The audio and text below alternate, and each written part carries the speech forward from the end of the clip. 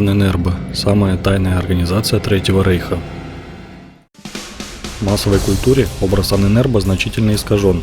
Считается, что главной целью организации были евгенические псевдонаучные эксперименты и поиски древних магических артефактов. На самом же деле количество спецотделов Анненербе приближалось к нескольким десяткам, и во многих из них велись вполне научные разработки. Вот некоторые из них. Змей Мидгарда. Специалисты Анненербе с типичной немецкой практичностью приступали к разработке проектов, настолько фантастических, что ученый любой другой национальности даже не воспринял бы их всерьез. Так, в 1934 году инженер Риттер разработал проект подземной лодки «Змей Мидгарда». Подземоход был назван в честь мифического змея из скандинавских саг, стерегущего землю. По замыслу конструктора его змей мог передвигаться под землей, под водой и по земле, а главное доставлять незаметно для противника большое количество взрывчатки для подрыва британских портов по ту сторону Ла-Манша и под французскую оборонительную линию Мажино. Известно, что Риттер предполагал построить 20 подземных крейсеров стоимостью 30 миллионов рейхсмарок каждый. По его мнению, они были способны в одиночку решить исход войны против Франции и Британии, а в дальнейшем и похода на восток. По подсчетам, сделанным Риттером, вес махины насчитывал несколько десятков тысяч тонн. В теории справиться с управлением змея мог экипаж из 30 человек. Движение под землей машине обеспечивали 4 основных бура по 1,5 метра, также 3 дополнительных. Однако проект Риттера вызвал острую критику специалистов, главным образом из-за его дороговизны. В феврале 1935 года змей Мидгарда был возвращен конструктору на доработку. Дальнейшая его судьба неизвестна. Однако, после войны в штольне возле Кенигсберга были найдены останки взорванной конструкции гигантской гусеницы.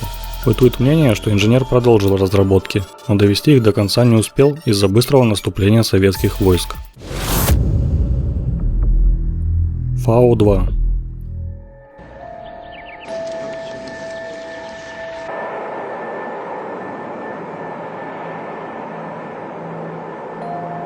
За несколько лет поддерживаемая в самых верхах организация превратилась в гигантскую бюрократическую машину, через которую проходила почти вся работа Третьего Рейха.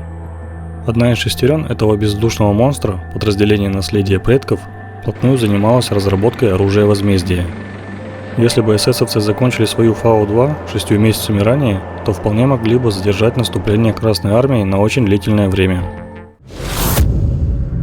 Космическая станция. На реализацию космической программы немецкие ученые предполагали затратить не более 50 лет. Звучит будто фантастика, но первые победоносные шаги внушили фюреру идею безусловной победы над войсками союзников. Однако победу нужно будет еще и удержать в руках. Для этого нужна была космическая программа. В недрах технических подразделений Анненербе родился проект космической станции, вся поверхность которой представляла бы огромное зеркало диаметром 3 квадратных километра. Математически отражение солнечных лучей таким зеркалом на Землю могло бы уничтожить даже бронетехнику. В качестве подтверждения притязаний Третьего Рейха не только на земное, но и на галактическое владычество можно привести доказанные случаи вывода Фау-2 в космическое пространство. И это в те годы. Конечно, эти разработки – это лишь малая часть того, что на самом деле разрабатывалось. Очень многие технологии были засекречены в свое время. Что-то вывезли США, что-то Советский Союз, и нам лишь остается только догадываться. А с вами был Зефир, до новых встреч!